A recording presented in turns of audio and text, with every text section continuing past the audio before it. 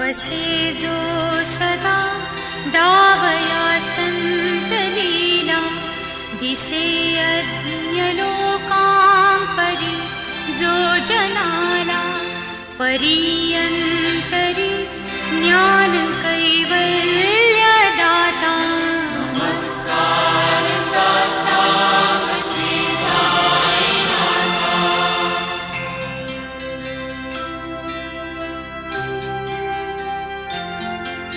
बराला धरा जन्म हा मानवाचा, नरासार्थका साधनीभूत साचा, धरू सा